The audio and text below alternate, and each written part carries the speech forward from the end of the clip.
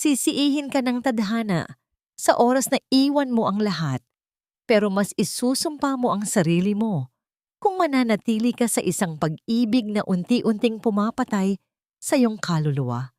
6 na taong pagtitiis, libu-libong luha, at isang pagkakamaling babago sa buhay ng pamilyang Almeda. Handa ka na bang makita ang pagbagsak ng mga mapang api at ang pagbangon ng isang babaeng minsan nang kinalimutan ang sarili? Hindi ka na kailangan dito, Marina. Ang pagtira mo sa bahay na ito ay isang malaking pambabastos sa pangalan ng pamilyang Almeda. Ang bawat salita ay tila isang matalim na patalim na humiwa sa katahimikan ng kusina. Nakatayo si Marina, ang kanyang mga kamay ay mahigpit na nakahawak sa gilid ng mesa. Sa kanyang harapan, nakaupo si Aurora, ang kanyang biyenan, habang may hawak na tasa ng tsaa na tila ba ang bawat paghigop nito ay isang paghamak sa kanyang pagkatao. Sa tabi nito ay si Marco, ang kanyang asawa, na abala sa pagbabasa ng pahayagan, walang pakialam, walang boses, at walang balak na ipagtanggol ang babaeng 5 taon nang nagsisilbi sa kanilang tahanan. Bumaba ang tingin ni Marina sa kanyang mga kamay. Namamaga ang kanyang mga daliri mula sa magdamag na paglilinis ng buong mansyon at may mga paltos pa sa kanyang mga palad mula sa paglalaba ng mga mamahaling damit na hindi naman kanya.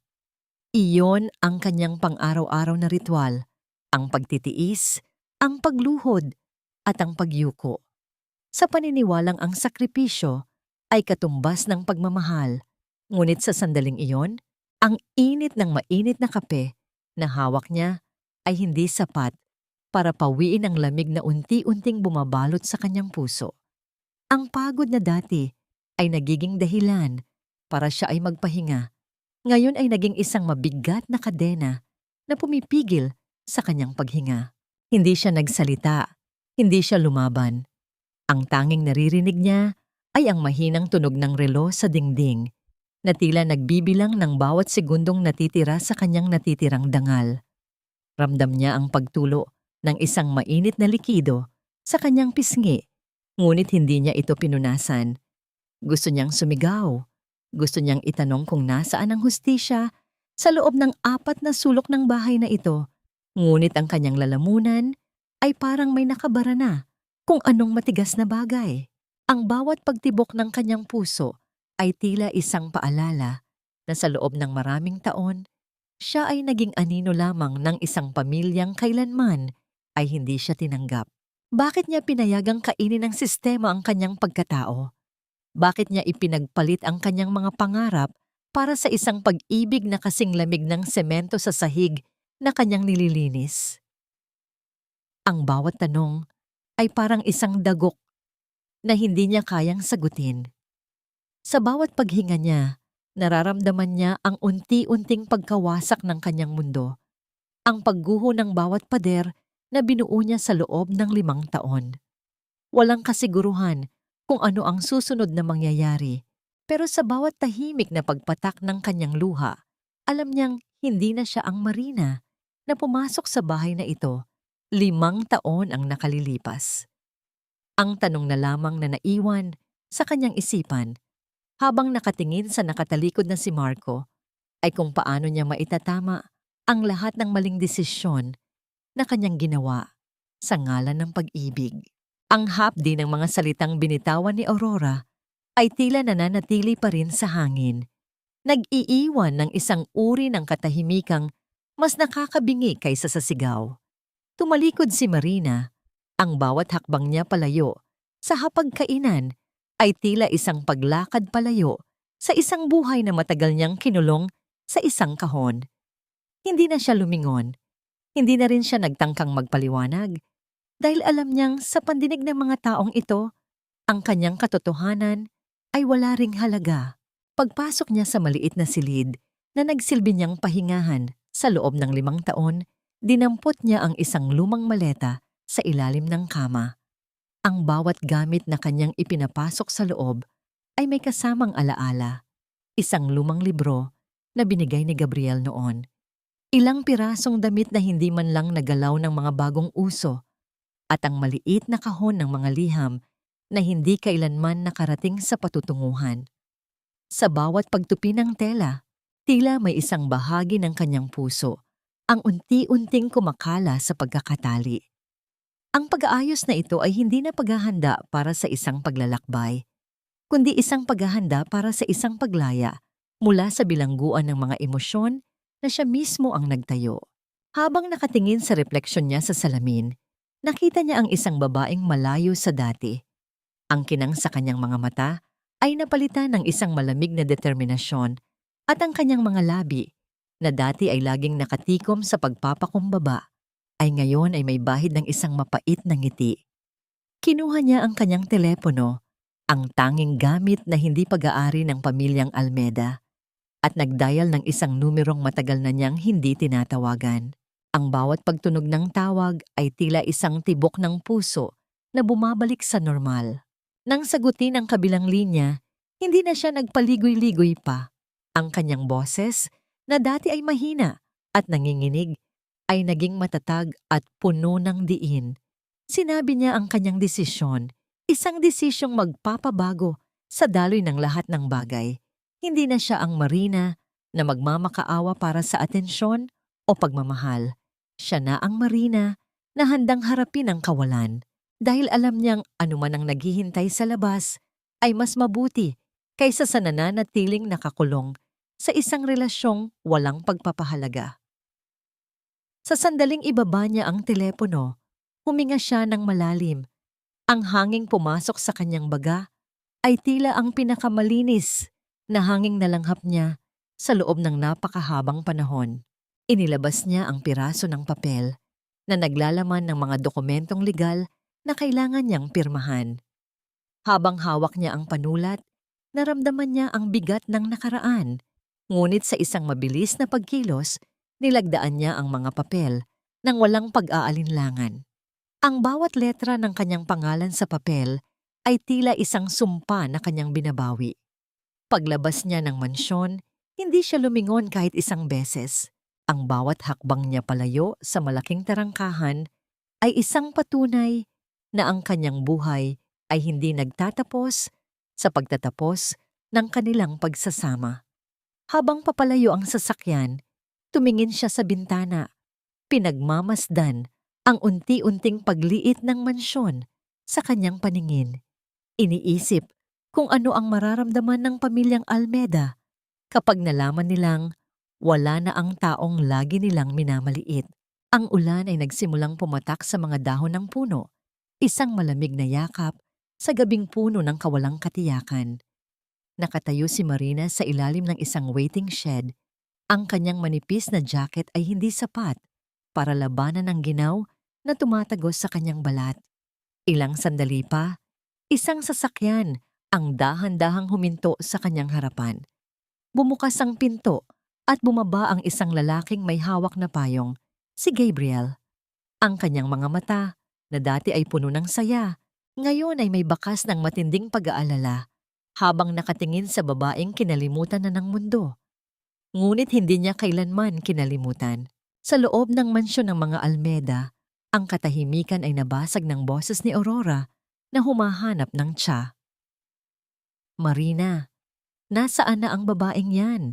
Bakit hindi pa rin inihahanda ang hapunan? Ang bawat pagtapak ng kanyang sapatos sa sahig na marmol ay tila isang babala. Pumasok si Marco sa sala, hawak ang telepono at nakakunot ang noo. Sa bawat pagbukas ng pinto sa bawat silid, ang pagkabalisa ay unti-unting lumalalim sa kanilang mga mukha. Wala ang kanyang mga damit, wala ang kanyang mga gamit, at higit sa lahat, wala ang susi ng bahay na dati ay laging nasa kanyang bulsa. Ang kawalan ni Marina ay hindi isang kalayaan para sa kanila. Ito ay isang abala na nagpapagulo sa kanilang maayos na pamumuhay. Sa loob ng sasakyan ni Gabriel, nanatiling tahimik si Marina, nakatingin lamang sa mga aninong dumadaan sa labas ng bintana. Ang init ng heater sa loob ay dahan-dahang nagpapainit sa kanyang naninigas na mga daliri. Tumingin si Gabriel sa kanya, isang sulyap na puno ng pagtatanong at pag-unawa. Hindi niya tinanong kung bakit siya umalis. Hindi niya pinilit na magsalita si Marina. Ang tanging ginawa niya ay ang pagpatong ng isang malambot na kumot sa balikat ni Marina. Ang kilos na yon ay sapat na. Isang simpleng pagpapakita na sa mundong ito, may isang tao pa ring nakikita ang halaga niya, higit pa sa pagiging isang tagapagsilbi. Sa mansyon, lalong tumitindi ang tensyon. Natuklasan ni Marco na nawawala rin ang ilang mahahalagang dokumento sa loob ng kanyang study room, mga papel na may kinalaman sa kanilang kumpanya. Ang mukha ni Aurora ay namumutla sa galit at takot. Ang babaeng yon, hindi niya tayo maaaring iwanan ng ganoon lang. Sigaw niya, ngunit sa likod ng kanyang boses ay ang isang pamilyar na pangamba na marahil ang kanilang kontrol sa buhay ni Marina ay tuluyan ng naglaho. Habang ang gabi ay lalong dumidilim, ang pamilyang Almeda ay nagsisimulang mapagtanto na ang kanilang pinakamalaking pagkakamali ay hindi ang pagpapatalsik kay Marina, kundi ang pag-aakalang habang buhay siyang magiging sunod-sunuran. Ang loob ng courtroom ay puno ng malamig na hangin mula sa aircon, ngunit ang tensyon sa pagitan ng magkabilang panig ay sapat para maging mainit ang paligid. Nakaupo si Marina sa tabi ni Gabriel. Ang kanyang pananamit ay simple, ngunit may tindig na nagpapakita ng bagong kumpiyansa. Sa kabilang dulo, nakaupo sina Marco at Aurora. Ang kanilang mga mukha ay bakas ng pagod at galit. Hindi inaasahan ni Aurora na makikita niya si Marina na hindi umiiyak o humihingi ng tawad. Sa halip, nakita niya ang isang babaeng tila nakalaya na sa lahat ng tanikala ng nakaraan. Nang tawagin ang pangalan ni Marina, dahan-dahan siyang tumayo. Ang bawat hakbang niya patungo sa saksi ay naging sentro ng atensyon ng lahat. Nagsimulang magsalita ang abogado ni Marco. Pilit na ginagamit ang mga lumang taktika upang ipahiya si Marina. Ang pagtawag sa kanya bilang isang walang utang na loob na asawa na iniwan ng kanyang pamilya sa gitna ng krisis. Naririnig ni Marina ang bawat insulto, ngunit ang kanyang mga kamay ay nanatiling kalmado sa kanyang kandungan. Hindi siya natinag. Alam niyang ito ang huling pagkakataon na gagamitin nila ang salitang utang na loob laban sa kanya. Kinuha ni Gabriel ang isang folder mula sa kanilang mesa. Ibinigay niya ito sa hukom. Ito ang mga dokumentong kinuha ni Marina, mga patunay ng maling paggamit ng pondo ng kumpanya, at ang mga lihim na transaksyon ni Marco na naglalagay sa kanilang pamilya sa bingit ng pagkalugi. Habang binabasa ng hukom ang mga papel, ang mukha ni Marco ay unti-unting namumutla. Ang ingay ng mga bulong-bulungan sa loob ng silid ay nagsimulang tumindi. Ang pagmamalaki ni Aurora ay unti-unting naglalaho, napalitan ng isang desperadong tingin kay Marco na hindi na alam kung paano lulusot sa sitwasyong kinakaharap. Humarap si Marina kay Marco. Sa unang pagkakataon, sa loob ng 5 taon, tumingin siya ng diretso sa mga mata nito. Hindi bilang isang asawang sunod-sunuran, kundi bilang isang taong pantay ang katayuan. Marco, ang mahinang boses ni Marina ay umaling-awngaw sa buong silid. Ang pagmamahal ay hindi isang utang na dapat mong bayaran ng pagsisilbi habang buhay. Ang tunay na hustisya ay ang pagtanggap sa mga pagkakamaling ginawa mo ng mag-isa. Ang bawat salita ay tila isang matalim na sibat na tumama sa puso ng mga Almeda.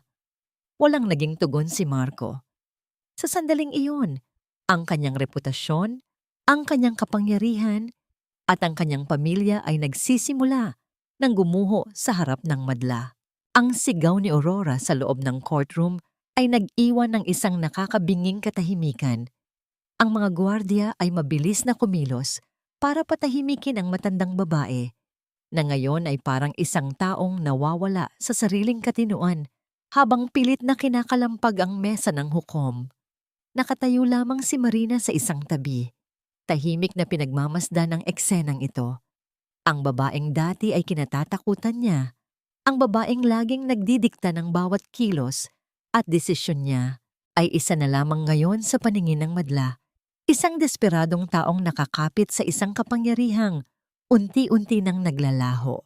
Nang ilabas ng mga gwardiya sina Aurora at Marco mula sa courtroom, hindi man lang nagtangkang tumingin si Marco kay Marina. Ang kanyang mga balikat ay bumagsak at ang kanyang mga mata ay walang buhay. Ang pagkakalantad ng kanilang mga ilegal na transaksyon sa harap ng maraming tao ay hindi lamang nagdulot ng kahihiyan. Ito ang naging mitya ng paghinto ng lahat ng kanilang mga kasosyo sa negosyo.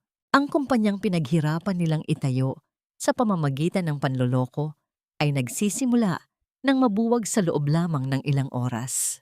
Paglabas ng gusali, sinalubong sila ng mga reporter na kanina pa naghihintay sa labas.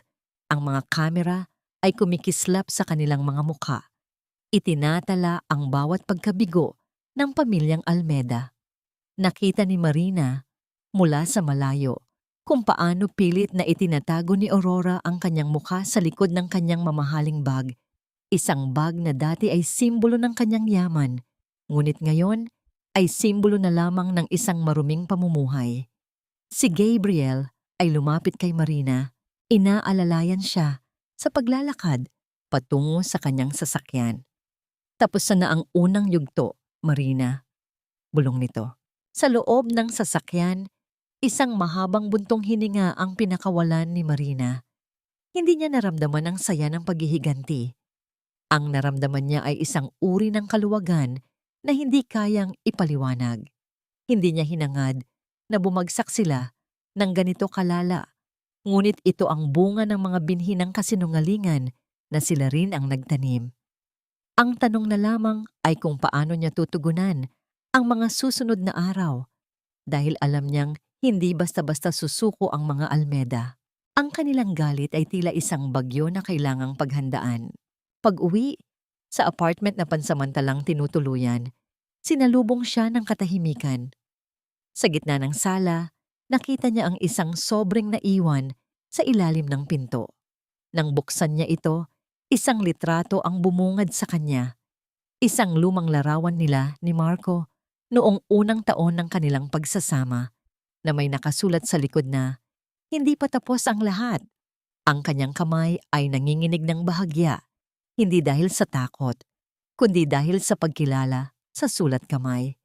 Iyon ay mula kay Marco. Ang bawat katok sa pinto ay tila isang dagundong na nagpapakaba sa dibdib ni Marina. Hindi ito ang mahinahong pagkatok ni Gabriel. Ito ay marahas, puno ng puot at desperasyon. Huminga ng malalim si Marina. Pinatatag ang kanyang tuhod na bahagyang nangangatog at dahan-dahang binuksan ang pinto. Sa kanyang harapan, nakatayo si Marco. Ang kanyang mamahaling suit ay gusot na, ang kanyang buhok ay magulo, at ang mga mata niyang dati ay puno ng mapang-aping awtoridad ay ngayon ay nanlilisik sa galit at alak. "Marina, ibalik mo sa akin ang lahat!" Sigaw ni Marco, sabay tulak sa pinto at pasok sa loob ng apartment. Hindi siya naghintay ng paanyaya. Ang bawat hakbang niya ay puno ng pagbabanta. "Dahil sa mga dokumentong kinuha mo, nawala ang lahat sa akin. Ang kumpanya, ang pera, ang pangalan ng pamilya ko. Lahat gumuho." Tumingin siya sa paligid ng maliit na apartment. Ang kanyang muka ay puno ng pangungutya. Dito mo lang ba kayang mamuhay sa ganitong karumihan? Nanatiling nakatayo si Marina sa gitna ng sala. Hindi umatras, hindi nagpakita ng takot. Ang kanyang boses ay kalmado, isang kaibahan sa maingay at magulong presensya ni Marco.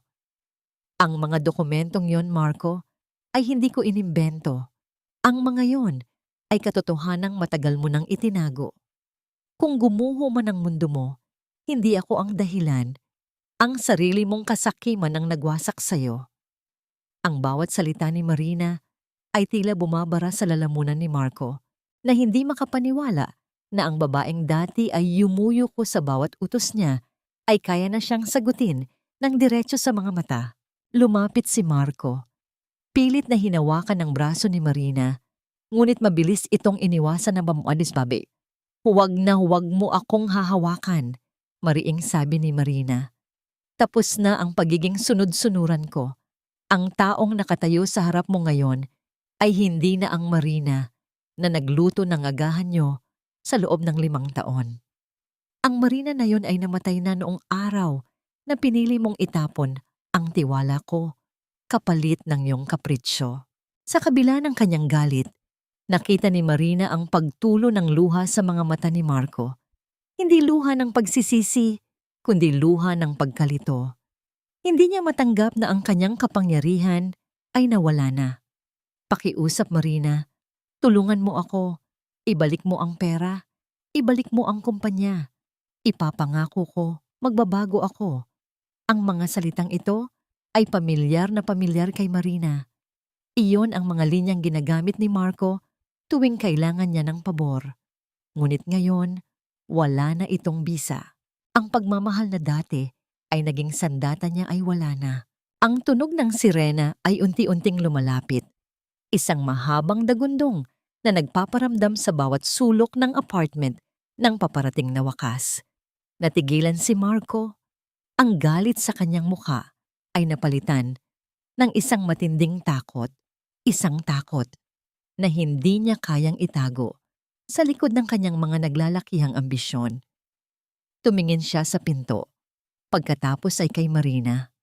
Sa kanyang mga mata, makikita ang isang taong nawalan na ng direksyon. Isang taong sanay mag-utos, ngunit hindi sanay managot sa sarili niyang mga pagkakamali. Bumukas ang pinto. Hindi pulis ang unang pumasok, kundi si Gabriel kasama ang 2 opisyal ng batas. Ang kanilang presensya ay nagdala ng isang uri ng kapayapaan sa gitna ng magulong sitwasyon. Marco Almeda, ikaw ay inaresto dahil sa kasong fraud at embezzlement. Ang malamig at diretsyong tinig ng opisyal ay nagpatahimik sa lahat. Walang pag-aalinlangan. Binitbit nila ang nagpupumiglas na si Marco. Habang kinakaladkad palabas, tumingin si Marco kay Marina, hindi para humingi ng tawad, kundi para magtanong kung bakit. Ngunit hindi sumagot si Marina.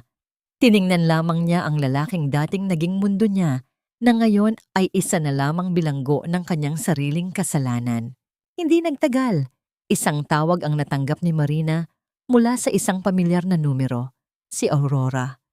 Sa kabilang linya, hindi na ang tinig ng isang mapang-aping biyenan ang narinig niya, kundi ang tinig ng isang matandang babaeng nawalan na ng lahat.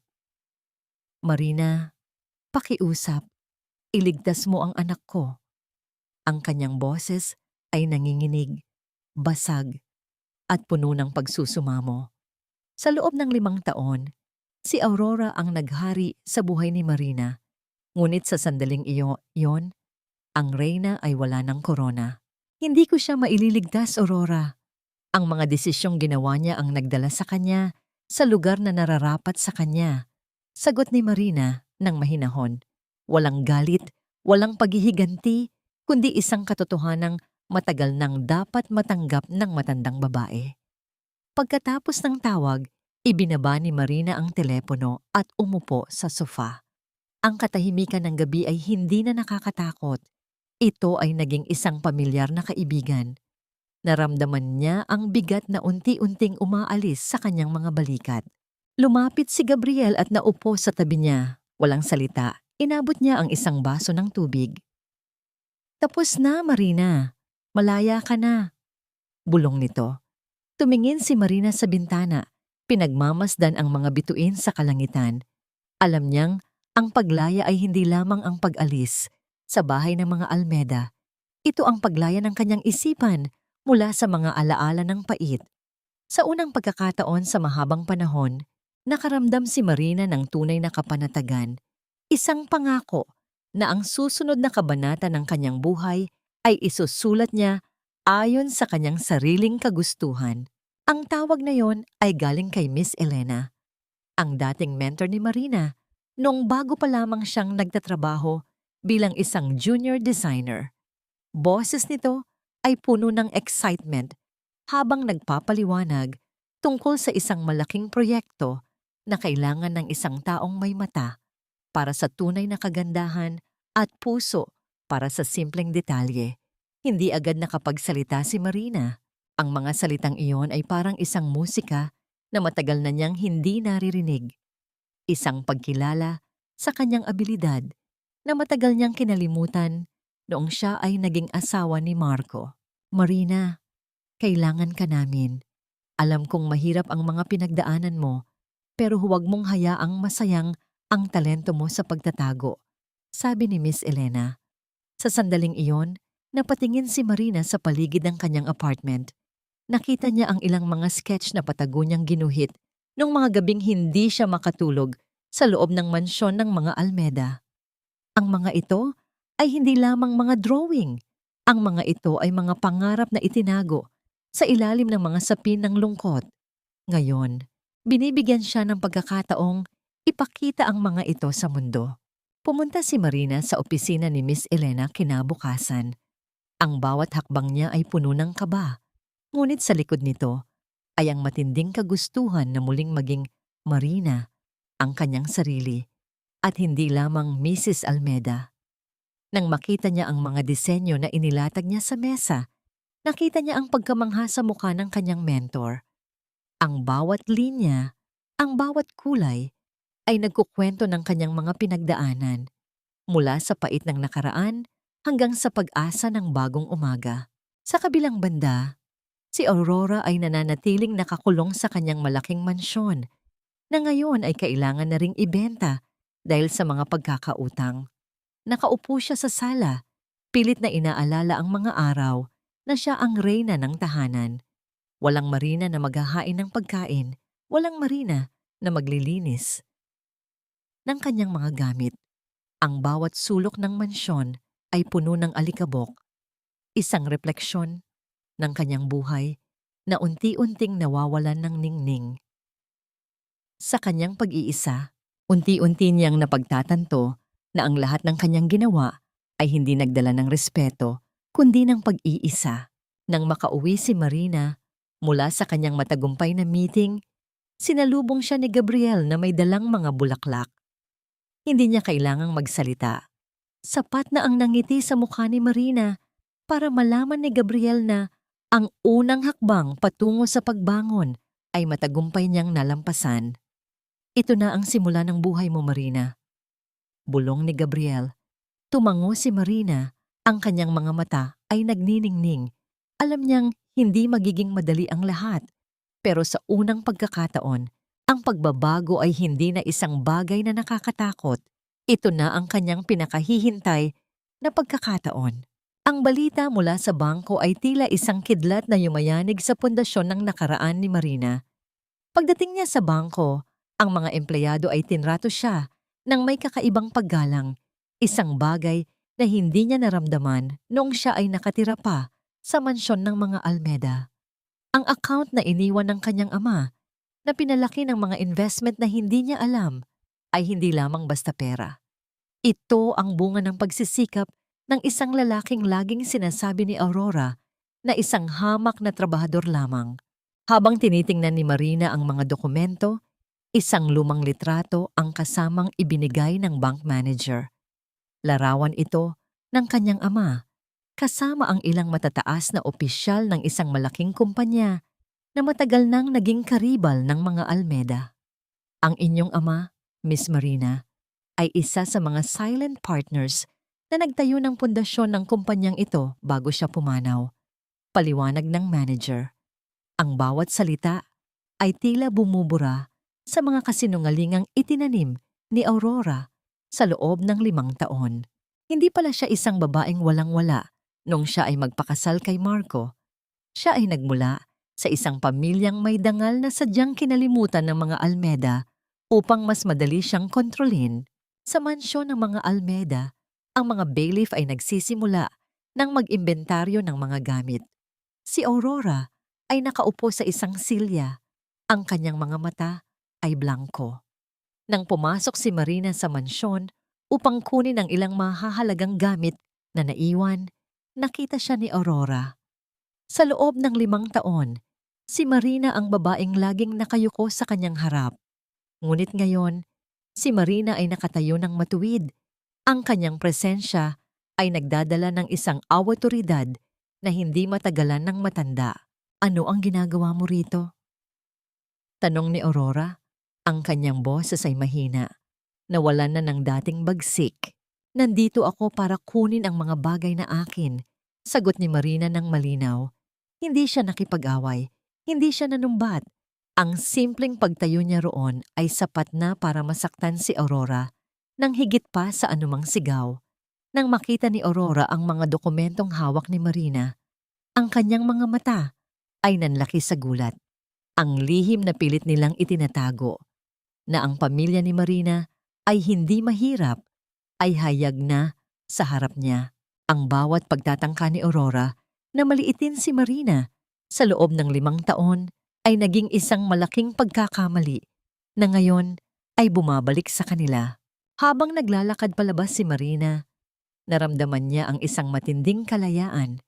Ang mansyon na dati ay nagsilbing kulungan ay isa na lamang ngayong lumang gusali.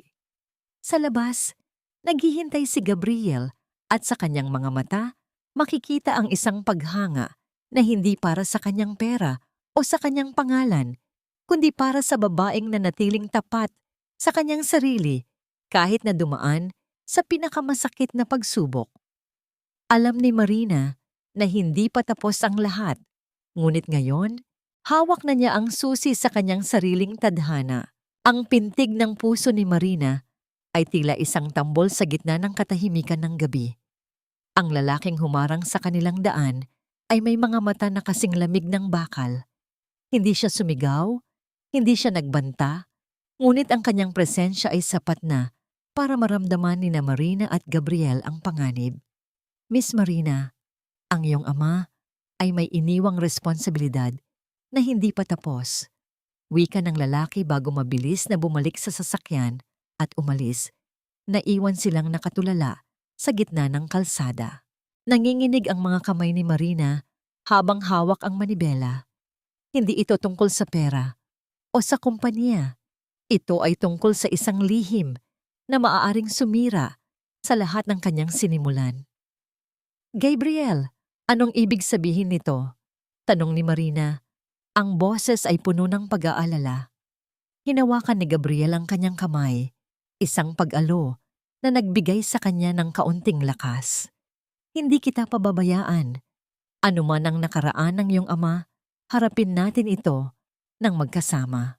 Pagdating sa bahay, sinaliksik ni Marina ang bawat sulok ng mga gamit na iniwan ng kanyang ama. Sa ilalim ng isang lumang leather case, nakakita siya ng isang journal na punong-puno ng mga pangalan at petsa. Mga listahan ng mga tao na may utang na loob sa kanyang ama at mga taong nagtangkaring agawin ang lahat ng ito mula sa kanya. Sa gitna ng journal, may nakitang pangalan na nagpatigil sa kanyang paghinga. Aurora Almeda, ang matandang babaeng nagpahirap sa kanya sa loob ng 5 taon, ay hindi pala aksidenteng nakilala ng kanyang ama. Sila ay dating magkakaibigan, bago naging magkakaaway dahil sa kasakiman. Sa loob ng selda, si Marco ay hindi mapakali. Isang bisita ang dumating, hindi isang abogado, kundi ang lalaking humarang kay Marina kanina. Nakuha na niya ang journal, bulong ng lalaki. Ang mukha ni Marco ay napalitan ng isang mapanganib na ngiti. Alam niya ang nakatagong katotohanan sa journal na yon, at alam niyang sa sandaling malaman ito ni Marina, hindi na lamang ang mga Almeda ang magiging kaaway nito. Sa kabilang banda, si Marina ay nakatayo sa harap ng salamin, hawak ang journal. Ang takot na nararamdaman niya kanina ay unti-unting napapalitan ng isang matinding galit. Kung ang pagkamatay ng kanyang ama at ang paghihirap niya ay may kinalaman sa pakikipagsabwatan ni Aurora, hindi na lamang ito tungkol sa pag-alis sa bahay ng mga Almeda. Ito ay tungkol sa pagkuha ng hustisya para sa lahat ng mga taong binuwal nila. Sa gabing iyon, hindi na siya natulog. Ang bawat pahina ng journal ay nagbubukas ng isang bagong plano, at sa bawat plano, Nararamdaman niya ang unti-unting pagtigas ng kanyang kalooban. Ang hangin sa lumang bodega sa pier ay amoy kalawang at basang semento.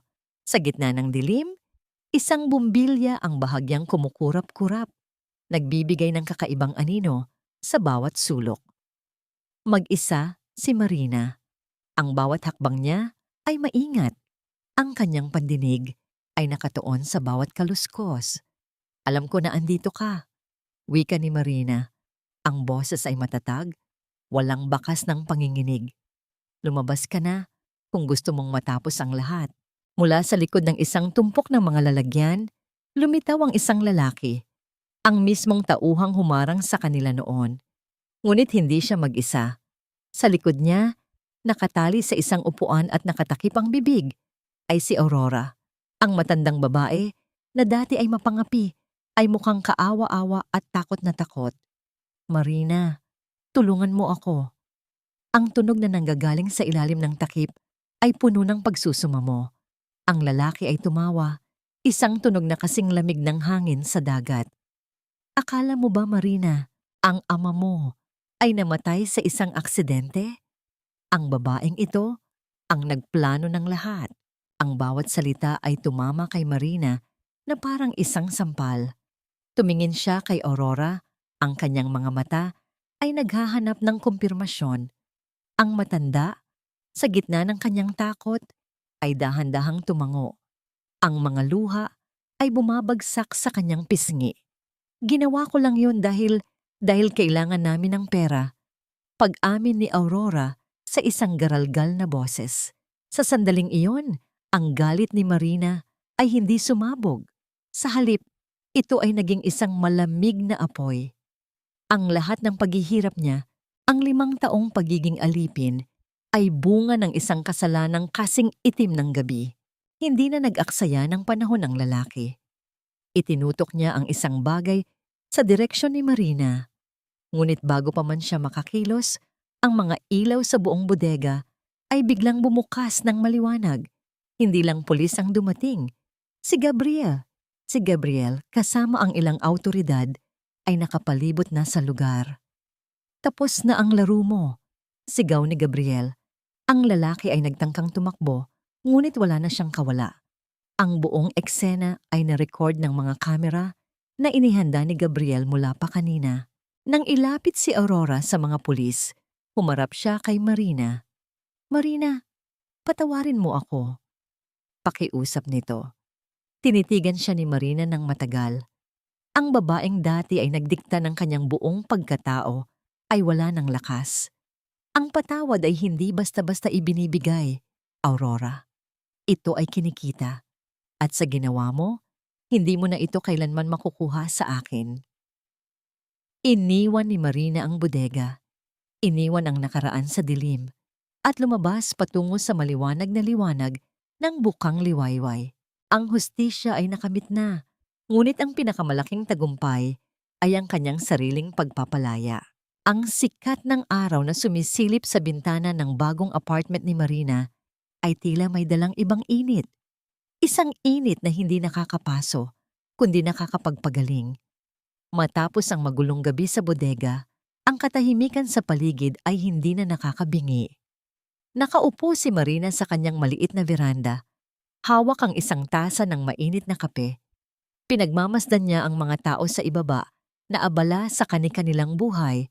Iniisip kung gaano karami sa kanila ang may bitbit ding lihim na sugat na katulad ng sa kanya.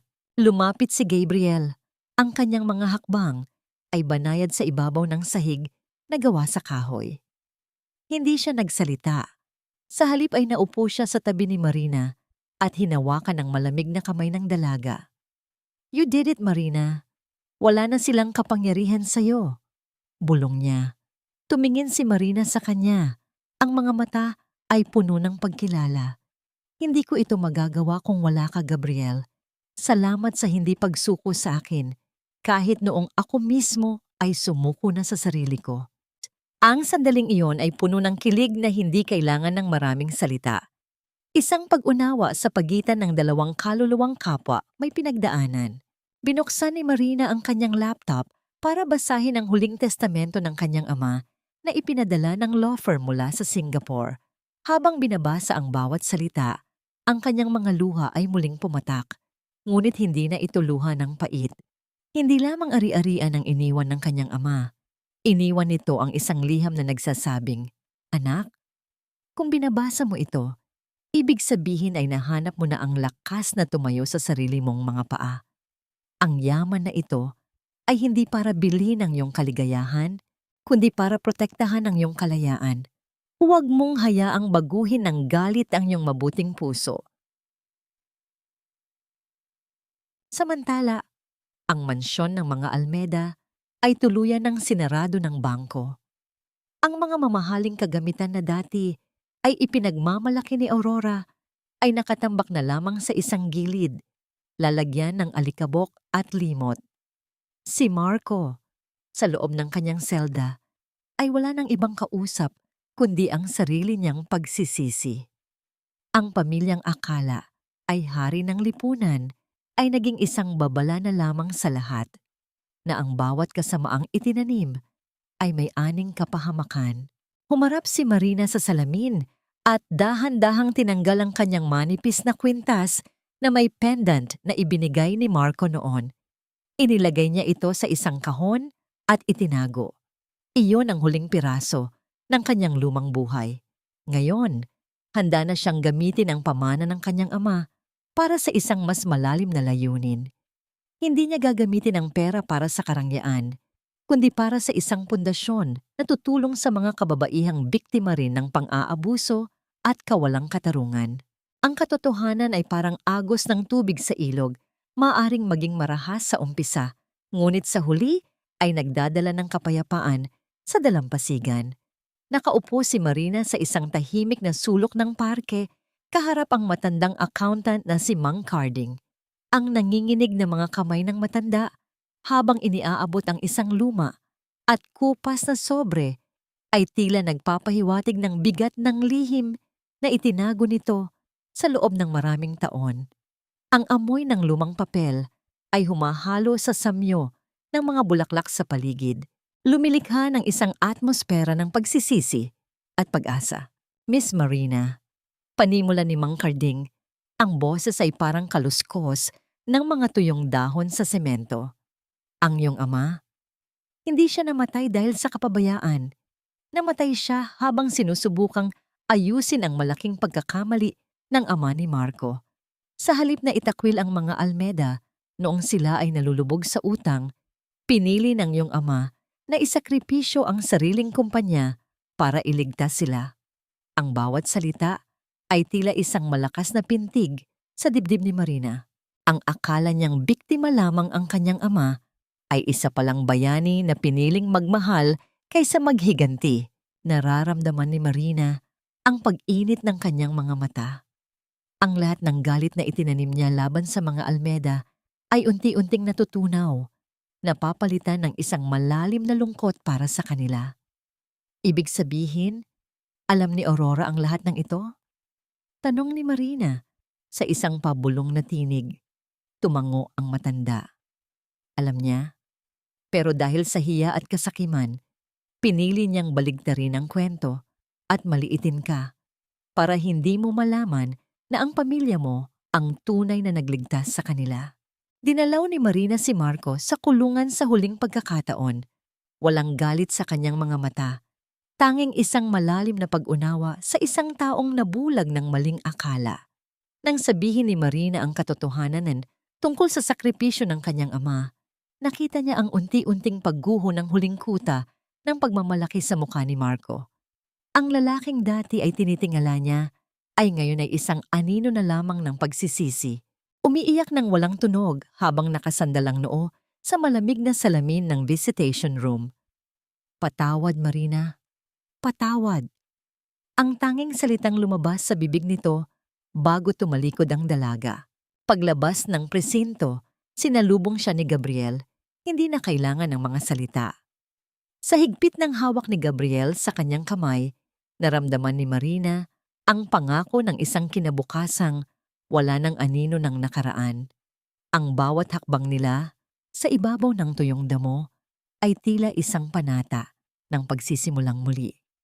Ang utang na loob na dati ay naging tanikala ay naging isang aral na lamang ng kabutihan na ang tunay na lakas ay hindi nanggagaling sa pagpapatumba sa kaaway, kundi sa pagbangon ng may malinis na budhi. Ang amoy ng gamot at malinis na sapin ay bumabalot sa silid ng ospital, isang lugar na tila itinakda para sa mga huling pagtatapat. Nakahiga si Aurora sa kama. Ang kanyang katawan na dati ay punong-puno ng awtoridad ay ngayon ay tila isang tuyong dahon na anumang oras ay tatangay ng hangin. Wala na ang kanyang mga mamahaling alahas, wala na ang kanyang maingat na ayos ng buhok. Ang tanging naiwan ay ang mga mata niyang puno ng takot at pag-iisa. Nang bumukas ang pinto at pumasok si Marina, isang mahinang buntong hininga ang kumawala sa tuyong labi ng matanda. "Marina, dumating ka." Ang boses ni Aurora ay parang isang kaluskos ng papel, halos hindi marinig. Lumapit si Marina sa tabi ng kama. Ang kanyang mukha ay kalmado, walang bakas ng galit o poot. Pinagmasdan niya ang babaeng naging dahilan ng kanyang pagluha sa loob ng 5 taon. Sa sandaling iyon, hindi kaaway ang nakita niya, kundi isang matandang naghihintay na lamang sa hatol ng tadhana. Ang bawat mahinang tunog ng makina sa tabi ng kama ay tila isang paalala na ang oras ay hindi naghihintay para sa sinuman. "I didn't come here to hear more lies, tita," ang mahinang sabi ni Marina sa wikang Taglish habang dahan-dahang nauupo sa silya. "Narinig ko na ang lahat kay Mang Carding. Alam ko na ang ginawa ni Papa para sa inyo." Ang mga mata ni Aurora ay napuno ng luha, mga luhang matagal na niyang ipinagkait sa sarili dahil sa pride. "Patawarin mo ako, Marina." Ang hiya ang pumatay sa aking konsensya. Hindi ko matanggap na ang taong lagi kong minamaliit ang siyang tunay na dahilan kung bakit kami nanatiling nakatayo. Hinawakan ni Marina ang nanginginig na kamay ni Aurora.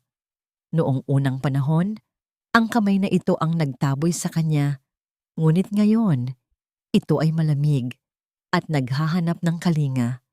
Hindi agad sumagot si Marina. Ang pagpapatawad ay hindi isang madaling bagay na ibinibigay sa isang iglap. Ito ay isang proseso ng paghihilom ng sariling sugat. Ang patawad ay hindi para sa inyo, kundi para sa katahimikan ng aking puso. Bulong ni Marina. Huwag na nating dalhin ang pait na ito sa susunod na buhay. Pinapalaya ko na kayo at pinapalaya ko na rin ang sarili ko. Sa mga huling sandali ng gabing iyon, namayani ang isang uri ng kapayapaan sa silid. Ang bawat paghinga ni Aurora ay naging mas mahinahon. Tila ba ang bigat ng lihim na dinala niya sa loob ng maraming taon ay tuluyan ng naalis. Paglabas ni Marina sa ospital, sinalubong siya ng malamig na simoy ng hangin at ang liwanag ng buwan na tumatama sa kanyang mukha. Wala na ang bigat, wala na ang pait. Ang bawat hakbang niya palayo sa gusaling iyon ay isang hakbang patungo sa isang buhay na wala ng bahid ng pamilyang Almeda. Ang bagyo ay natapos na at ang bahaghari ay nagsisimula nang sumilip sa madilim na kalangitan. Ang liwanag ng buwan sa parking lot ng ospital ay tila isang banal na sulyap mula sa langit, nagbibigay ng pilak na guhit sa paligid ni Marina at Gabriel. Ang katahimikan ng gabi ay hindi na mabigat. Ito ay puno ng mga pangakong hindi pa nabibigkas. Hawak ni Gabriel ang maliit na pelus na kahon. Ang kanyang mga mata ay nagniningning sa katapatan. "Marina," simula niya, ang boses ay banayad tulad ng simoy ng gabi. "You've spent so many years fighting battles that weren't yours to begin with. You've carried the weight of the world on your shoulders. Ngayon, gusto kong ako naman ang maging katuwang mo. Hindi para iligtas ka dahil napatunayan mo nang kaya mong iligtas ang sarili mo, kundi para samahan ka sa bawat hakbang ng bagong buhay na ito." Dahan-dahang binuksan ni Gabriel ang kahon at tumambad ang isang simpleng singsing na may maliit na diamante, kasing linaw ng tubig sa batis. Hindi nakapagsalita si Marina. Ang bawat tibok ng kanyang puso ay tila isang awit ng paglaya. Sa loob ng 5 taon, ang tanging singsing na suot niya ay simbolo ng pagkaalipin. Ngunit ang ito ay simbolo ng pagpili. Isang pagpili na mahalin at mahalin muli. Yes, Gabriel, ang bulong ni Marina na sinundan ng isang matamis na ngiti na umabot hanggang sa kanyang mga mata. Yes. Ang pagdampi ng labi ni Gabriel sa kanyang noo ay tila isang selyo ng kapayapaan, isang pangakong wala ng luha ng pait na dadaloy sa kanyang mga pisngi. Pag-uwi sa kanilang tahanan, naupo si Marina sa kanyang study desk at kinuha ang huling sobrang iniabot ni Mang Carding. Gamit ang isang letter opener, dahan-dahan niyang hinati ang papel. Sa loob ay may isang susi at isang titulo ng lupa sa isang tahimik na bayan sa tabi ng dagat. Ang pangarap na bakasyunan ng kanyang ama na hindi nito natupad. May kasama itong maikling sulat. Para sa araw na pipiliin mong maging masaya muli. Build your sanctuary here, Marina. Let this be a place where souls find rest. Ang bawat salita ng kanyang ama ay tila isang huling yakap mula sa kabilang buhay, nagbibigay sa kanya ng basbas na magpatuloy. Lumipas ang 6 na buwan, nakatayo si Marina sa harap ng isang magandang gusali na nakaharap sa asul na karagatan. Ito ang Marina Sanctuary, isang foundation para sa mga kababaihang biktima ng domestic abuse na itinayo niya gamit ang pamana ng kanyang ama. Wala nang bakas ng pagod sa kanyang mukha. Ang kanyang buhok ay malayang hinahampas ng hangin at ang kanyang pananamit ay simple ngunit puno ng dignidad. Sa di kalayuan, nakita niya si Gabriel na tinutulungan ng mga bata sa garden. Ang bawat tawa at ingay ng kagalakan sa paligid ay patunay na ang sakit ay maaaring maging pundasyon ng isang mas malaking kabutihan. Tumingin si Marina sa malayo, sa abot tanaw kung saan nagtatagpo ang dagat at langit. Alam niyang sa isang sulok ng mundo, si Marco ay nagsisilbi ng kanyang parusa at si Aurora ay payapa na sa kabilang buhay. Hindi na niya sila iniisip ng may galit. Ang huling bakas ng kadiliman ay tuluyan ng nilamon ng liwanag ng bukang liwayway. Ang buhay niya ay hindi na isang kwento ng pagtitiis. Ito ay isa ng kwento ng tagumpay. Huminga siya ng malalim. Ang lasa ng alat ng dagat sa kanyang labi ay tila isang paalala na ang buhay, gaano man kahirap, ay palaging may pagkakataon para sa isang bagong simula. Ang dapit hapon sa dalampasigan ay may dalang kakaibang kulay, isang timpla ng ginto at lila na dahan-dahang humahalik sa ibabaw ng dagat. Ang bawat hampas ng alon sa pampang ay tila isang banayad na haplos ng kalikasan, isang paulit-ulit na awit ng paglilinis at pagpapanibago. Nakatayo si Marina sa buhanginan. Ang kanyang mga paa ay bahagyang lumulubog sa bawat pag-atras ng tubig. Hindi na siya ang babaeng nakayuko sa loob ng madilim na mansyon. Ngayon, ang kanyang mukha ay nakatingala sa langit. Hinahayaang ang huling sikat ng araw ay magbigay ng init sa kanyang balat. Sa loob ng kanyang palad ay hawak niya ang isang maliit na batong kinuha niya sa hardin ng mga almeda noong huling araw niya roon. Sa isang malakas na pag-imbay ng kanyang kamay, inihagis niya ang bato sa gitna ng karagatan. Ang paglubog ng batong iyon ay tila ang huling paglilibing sa lahat ng pait, lahat ng serye ng pang-aapi, at lahat ng alaala ng isang pag-ibig na naging lason sa kanyang kaluluwa. Ang dagat ay sapat na malawak para lunukin ang lahat ng kanyang nakaraan at ang bawat bula na lumilitaw sa ibabaw ay tila ang huling hininga ng kanyang mga dusa. Lumapit si Gabriel at inilagay ang kanyang braso sa balikat ni Marina. Walang kailangang sabihin. Ang katahimikan sa pagitan nila ay hindi na puno ng mga tanong, kundi ng katiyakan. Sa kabilang dulo ng pampang, ang mga ilaw ng Marina Sanctuary ay nagsisimula ng magningning. Ang bawat bintanang may liwanag ay kumakatawan sa isang babaeng nagsisimula ring mahanap ang kanyang sariling lakas. Ang pamana ng kanyang ama ay hindi naging yaman para sa kanyang sariling luho, kundi naging isang parola para sa mga nawawala sa gitna ng unos ng buhay. Napagtanto ni Marina na ang pagpapatawad ay hindi nangangahulugan na ang mga nagkasala ay naging tama. Ang pagpapatawad ay ang desisyon niyang hindi na maging bilanggo ng kanilang mga pagkakamali. Napatawad na niya ang kanyang sarili sa pananatili ng matagal sa dilim at napatawad na niya sina Aurora at Marco sa pamamagitan ng pag-alis sa kanila ng kapangyarihang saktan pa siya. Ang tunay na kapayapaan ay hindi ang kawalan ng gulo sa buhay, kundi ang pagkakaroon ng isang pusong buo at matatag sa gitna ng anumang pagsubok. Habang naglalakad sila ni Gabriel pabalik sa kanilang tahanan, isang huling sulyap ang ibinigay ni Marina sa abot-tanaw. Doon, sa gitna ng paglubog ng araw, tila nakita niya ang isang anino ng isang lalaking nakatayo at nakangiti, ang kanyang ama. Alam ni Marina na ang kanyang paglalakbay ay hindi lamang tungkol sa kanyang sarili. Ito ay tungkol sa pagpapatuloy ng isang lahi ng katapatan at kabutihan. Ang kwento ni Marina ay hindi nagtapos sa isang huling pahina, kundi nagsimula sa isang bagong kabanata kung saan ang bawat salita ay isinusulat ng may pagmamahal, dangal, at walang katapusang pag-asa.